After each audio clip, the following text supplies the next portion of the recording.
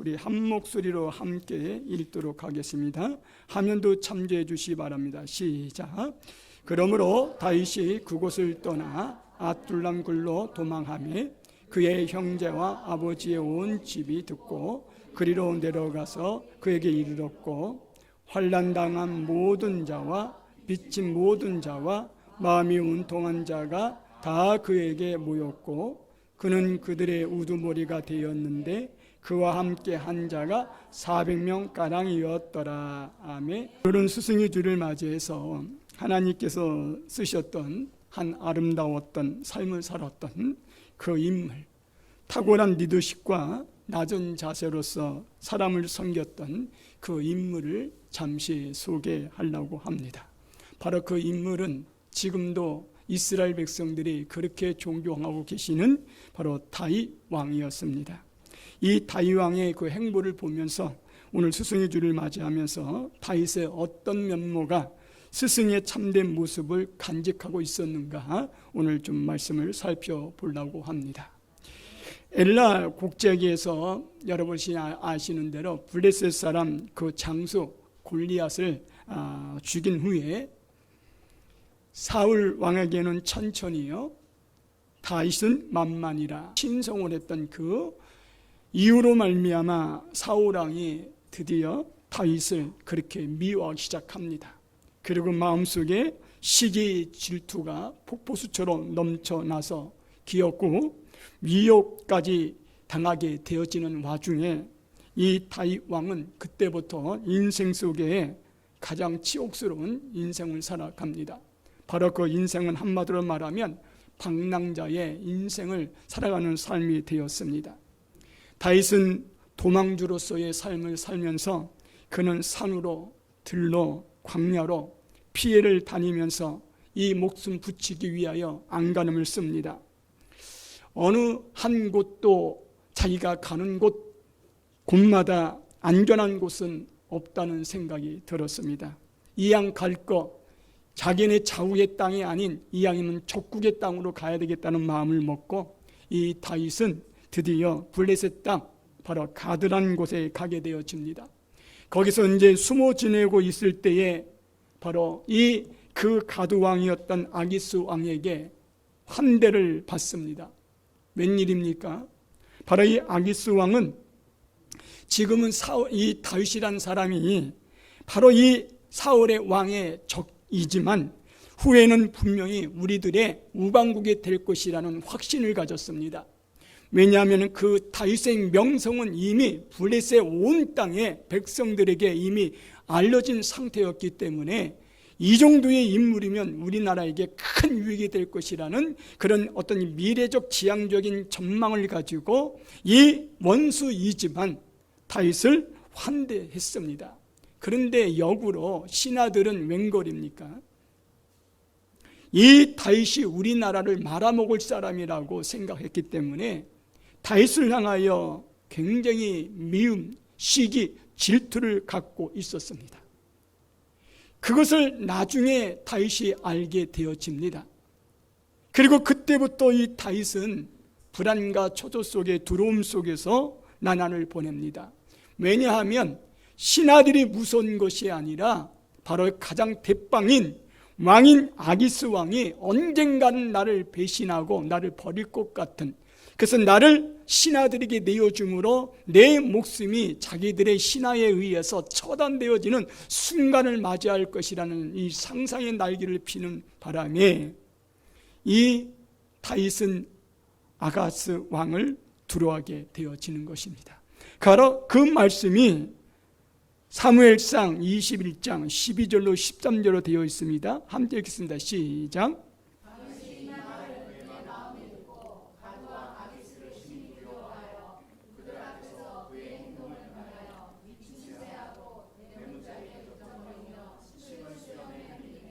예, 여러분들이 잘 아는 이 내용이죠. 여러분, 이 두려움을 벗어나기 위해서 수단과 방법을 가리지 않았던 다윗, 그는 미친 척을 합니다.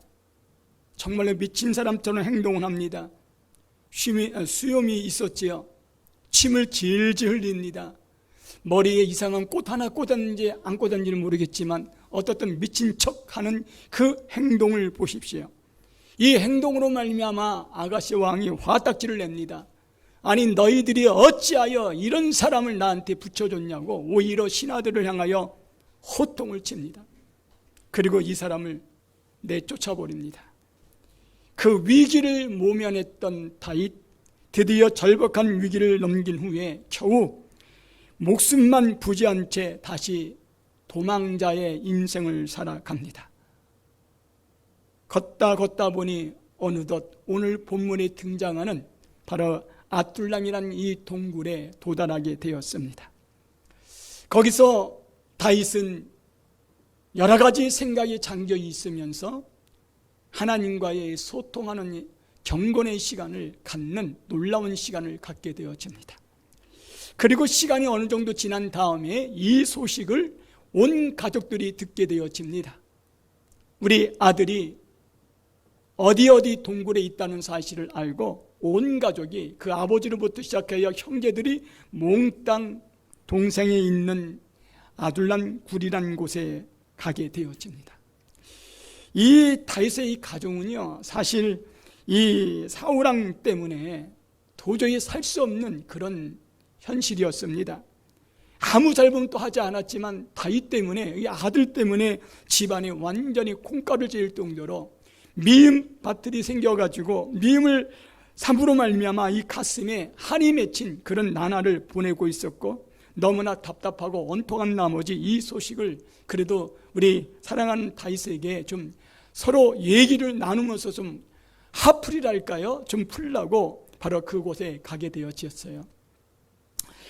여기에는 또 이런 가족만 온 곳이 아니라 오늘 본문 말씀처럼 가족 외에도 이 아둘람이라는 이 굴에서는 또 다른 유형의 사람들이 등장하는데, 이 세 그룹의 사람들이 등장합니다. 이 세 그룹 사람들은 어떤 사람이냐?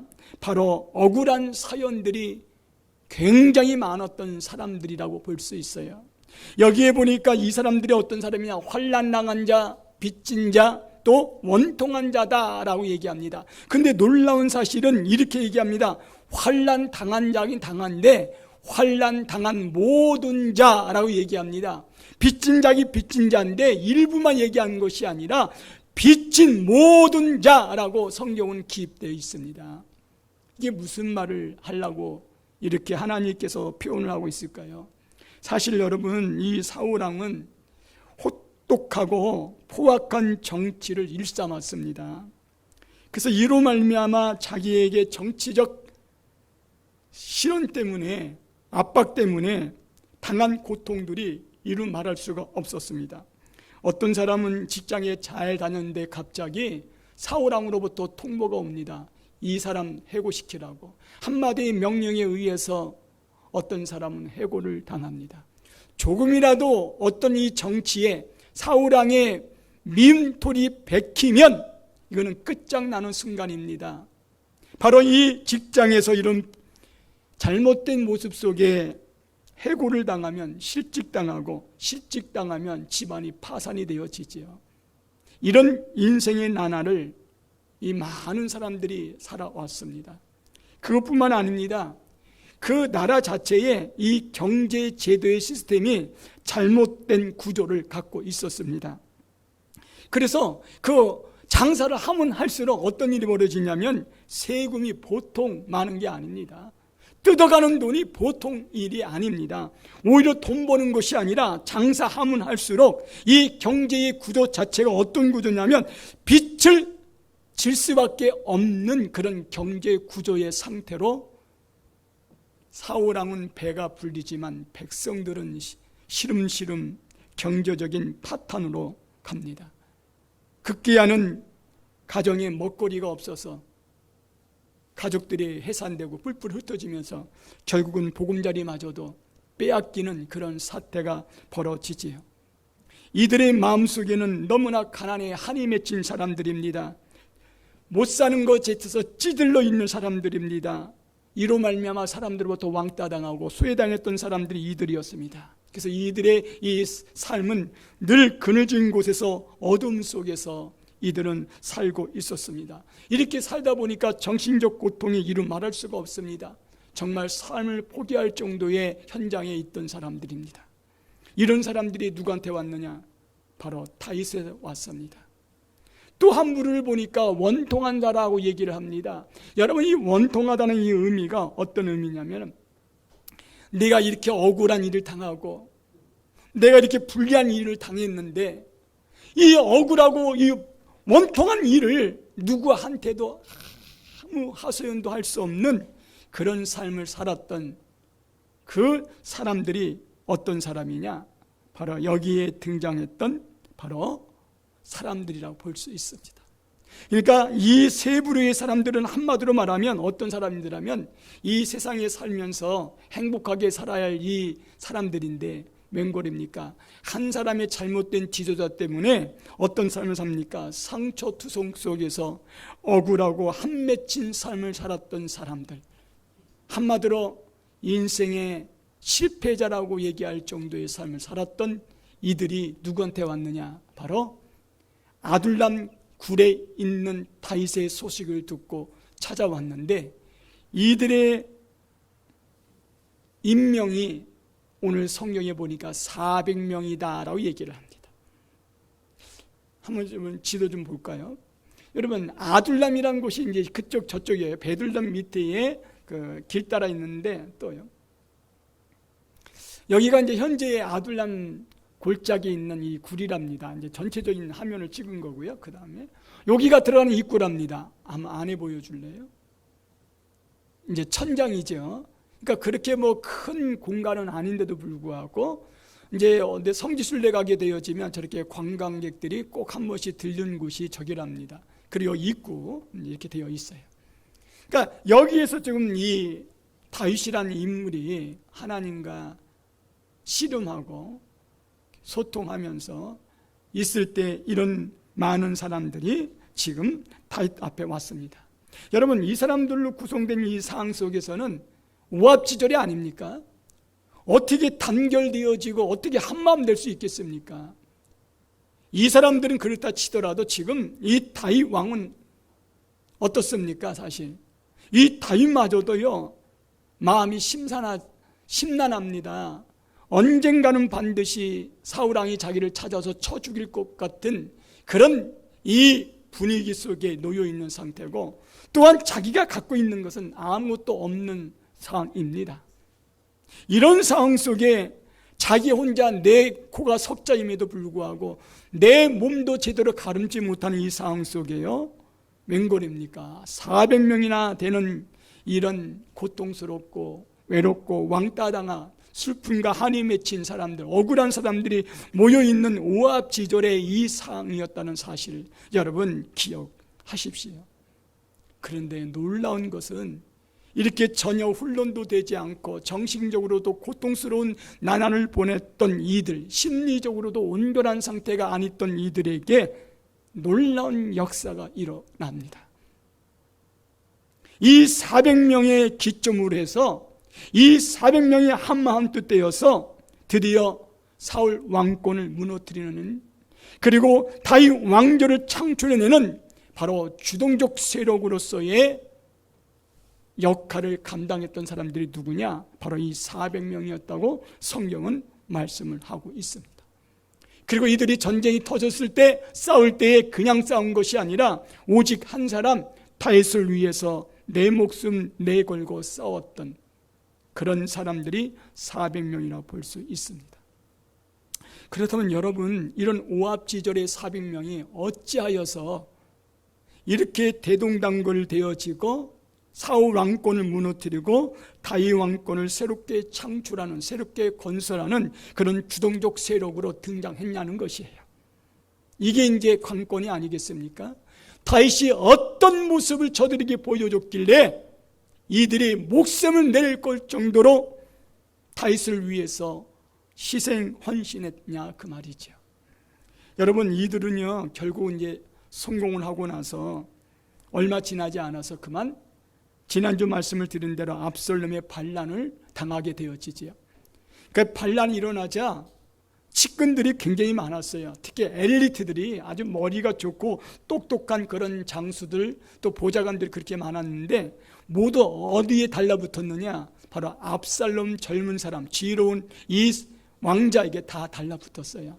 그러면 어떤 사람만 남아있느냐 봤더니 아닌가 다를까 이 400명만 여전히 다윗 왕의 최측근이 되어서 다시 힘을 합쳐서 이 반란을 제압하고 다시 왕권을 건성하는 그런 주도적 역할을 감당했던 사람들이 누구냐? 이 400명이라는 사실이에요. 이 400명은 일편단심으로 다윗의 마음을 아프게 하지 않았다는 것입니다. 어떻게 다윗이 지도력을 발휘했길래, 어떻게 다윗이 스승으로서의 어떤 역할과 어떤 마음을 가졌기에 이런 400명의 오합절 같은 정신병자들이 모였던, 마음이 뒤숭숭하고 안정이 되지 않았고 모든 이 한이 많았던 이들을 어떻게 하나로 뭉치면서 이 다윗 왕국을 건설했느냐는 것이 바로 이것입니다. 두 가지만 말씀을 드리려고 합니다. 아둘람의 굴에 모인 사람들은 다윗에게 이런 모습을 보았습니다. 첫 번째 무엇을 보았냐면 이 다윗의 신앙의 본을 통해서 하나님이 다윗에게 주셨던 약속의 언약의 말씀을 성취한다는 비전과 꿈과 야망, 소망을 갖고 있는 모습을 보았습니다. 이 다윗에게 이미 하나님께서는 말씀해 주셨습니다. 너는 다윗의 왕국을 건설할 것이다 라는 이미 약속을 받아낸 상태입니다. 그리고 이미 한 차례 이미 사무엘로부터 왕권의 기름 부음을 받은 사람임에도 불구하고 이 사울왕 때문에 현재 왕으로 등극을 하지 못할 뿐이었습니다. 이 다윗은요, 이 압둘람이란 이 곳에, 환경이 가장 연약한 곳에, 또한 모여있는 사람들이 가장 최악의 상태에 모여있는 이들에게 내가 하나님을 믿는, 하나님이 나에게 주셨던 꿈과 비전을 모여있는 그들에게 늘 신앙적인 모습으로 그들에게 펼쳐 보였다는 것입니다. 그런데 이렇게 펼쳐 보이기 전에 역시 다윗도 인간인지라 어떤 내면의 세계의 마음을 갖고 있는지 시편 중에 57편과 142편이 무슨 시편이냐면 바로 다윗이 아둘람 굴에서 숨어 있을 때 하나님과의 소통했던, 기도했던 내용이 여기 기록되어 있어요.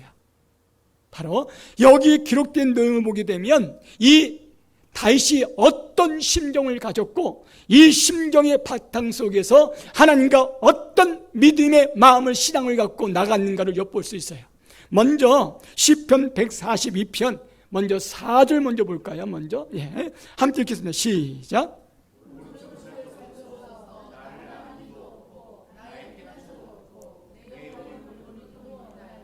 보십시오. 지금 이 다윗이 이 굴 안에 있으면서 뭐라고 그러냐면, 하나님, 아무리 사방을 천지를 돌아보아도 자기 편은 한 명도 없는 것 같습니다.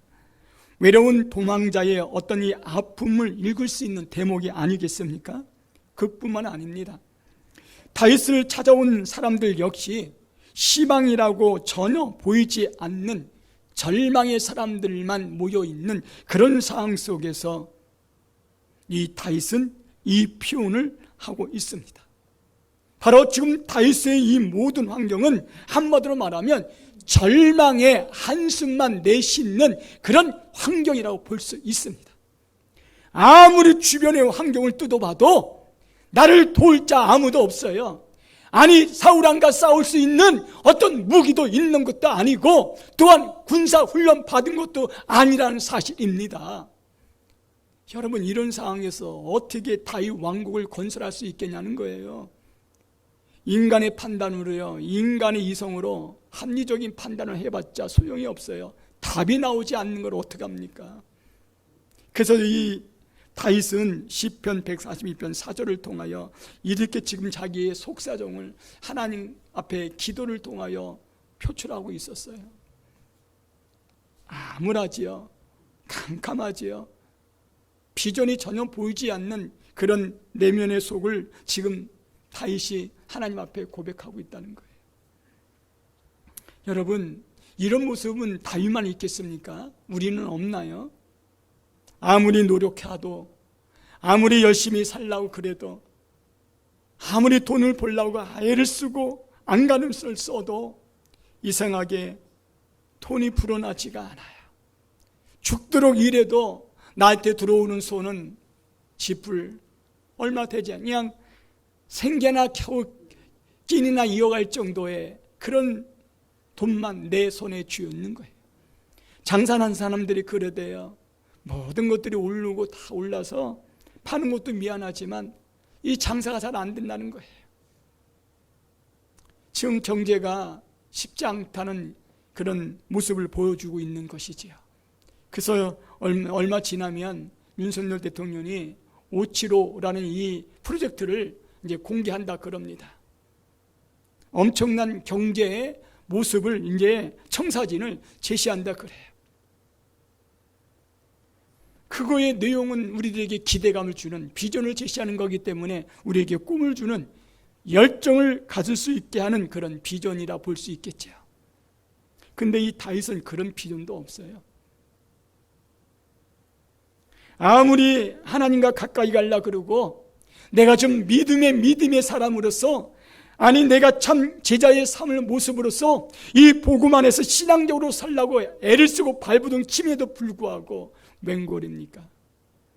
내 속에 있는 근성이, 내 속에 있는 죄성이 나를 신앙 속에 갈 때마다 나를 태클을 걸어가지고 나를 잡아뜨리고 넘어뜨리고 실온에 빠지게 하는 이 유혹의 함정의 덫을 내가 이겨내지 못하는 나의 이 가슴을 치는 이 모습들 여러분 있지 않으십니까?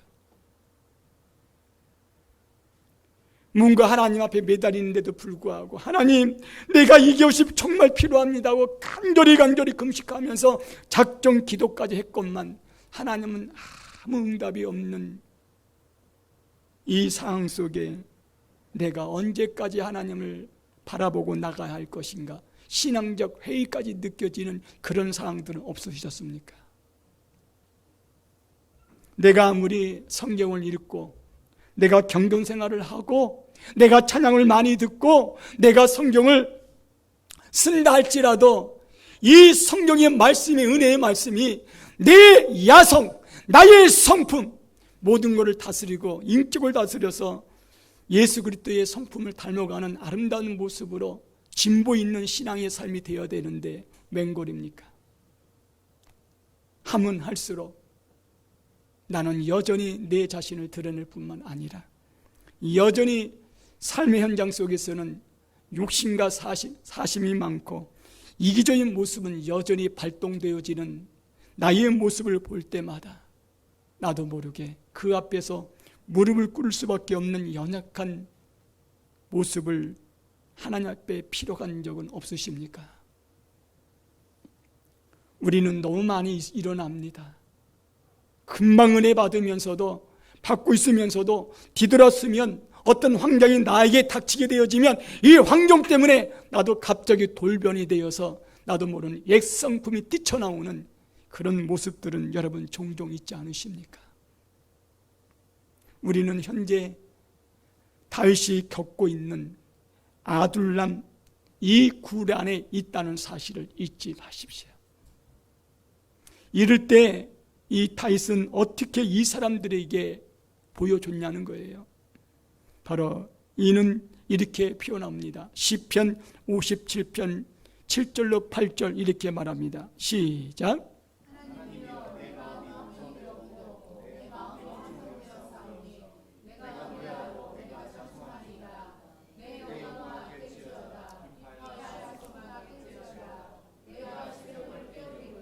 아멘. 지금 다윗이 하나님 앞에 영적인 이 교류를 하면서 드디어 이런 놀라움을 깨닫게 되었습니다. 여기에서 내 마음이 확정되었다는 뜻은 무슨 말이냐면 이런 것입니다.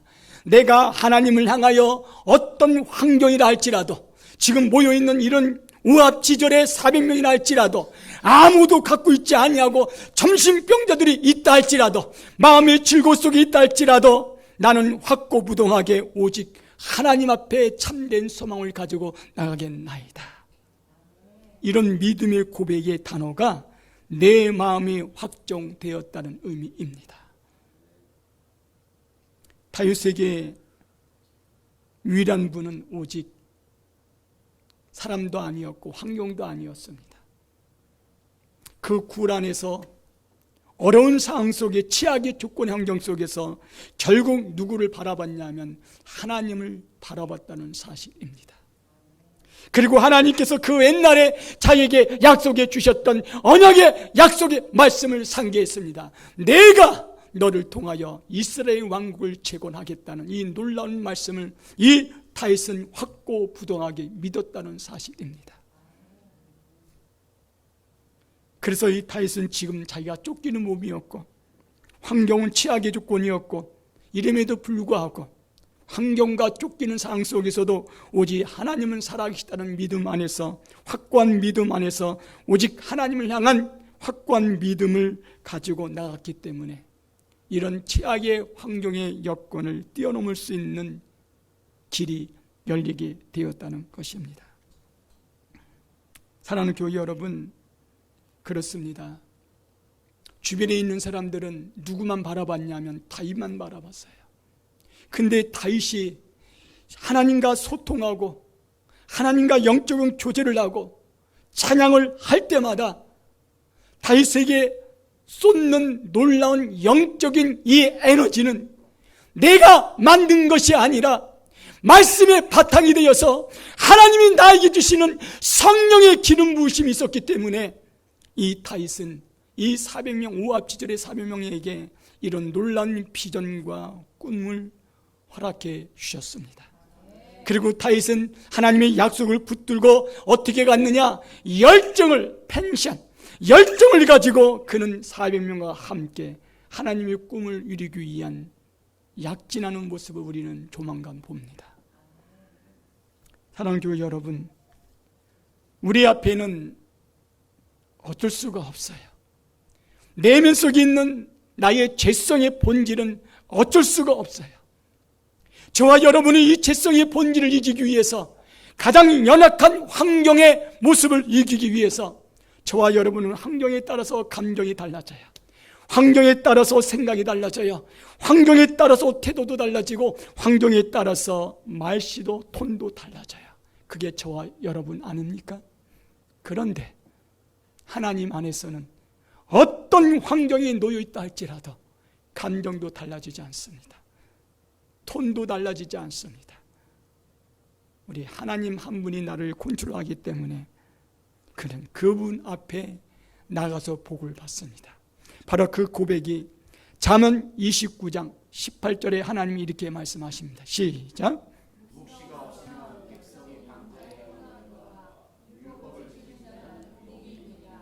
아멘. 묵시란 말은 뭐냐면 바로 이 비전이란 뜻이에요. 방자행하다는 말은 신중함이나 자제력을 상실한 경고만동한 행동을 얘기합니다. 이런 고와 율법을 지키는 자는 복이 있다. 그러니까 율법을 지키는 자는 이런 경고만동한 행동을 하지 않는다는 것이죠. 여러분, 비전이 무엇입니까? 한번 함께 읽겠습니다. 시작.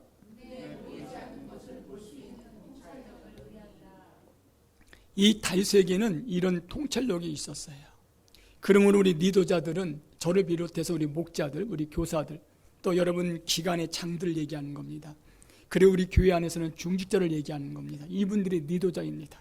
3분의 장로님과 7분의 우리 권사님들, 그리고 교회학교 교사들, 지도자들, 우리 교육자들, 그리고 목자들, 이런 분이 바로 이 교회 안의 지도자들이죠.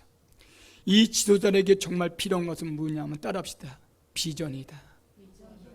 비전이 있어야지만 야망을 잃지 않습니다.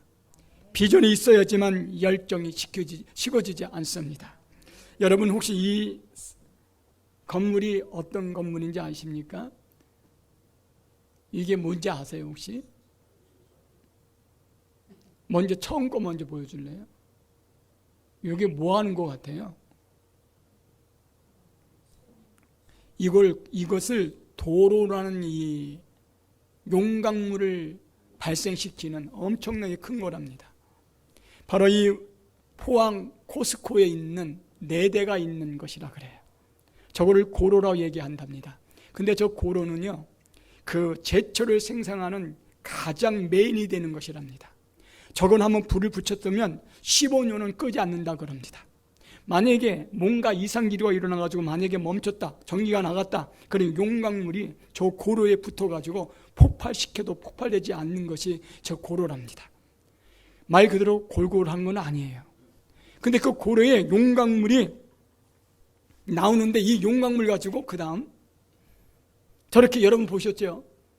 우리 동해문화 백두산에 뭐 새벽에 보면 저런 게 나오잖아요. 저거를 하는 거예요 지금. 저거 고로가 없이는 저렇게. 그리고 이제 원하는 그 강철을 이제 만드는 거예요. 우리나라가 그래도 제철 강국 아닙니까? 세계적으로도. 이 포철, 여기 포항이 코스코 때문에 그러지 않습니까?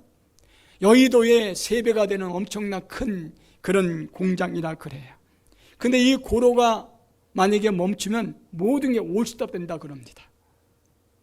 여러분, 이 고로에 15년 동안 24시간 3계도로 한 번도 빠지지 않고 이 활활 타오르는 용광로의 불 꺼지지 않는다 그래요. 저와 여러분이, 우리 교회는 적지만 우리 고로처럼 용광로 열정, 비전만큼은 꺼지지 않기를 바랍니다.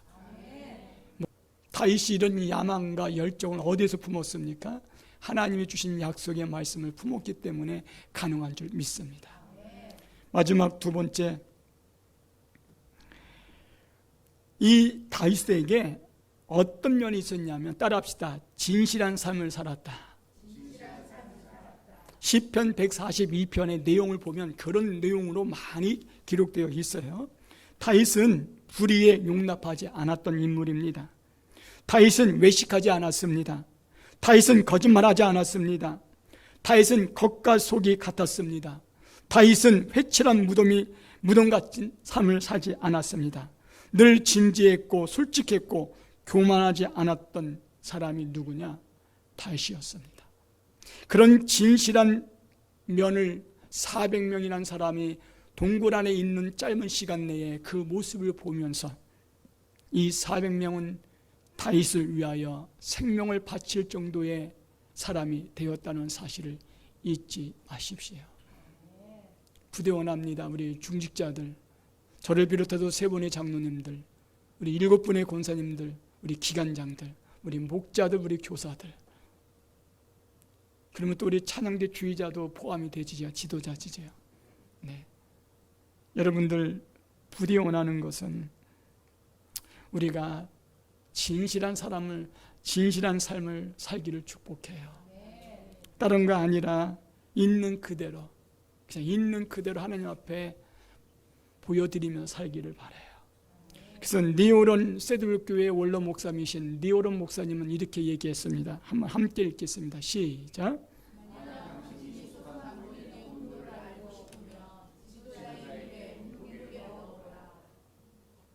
저에게 온도계를 넣어보면 뜨겁습니다.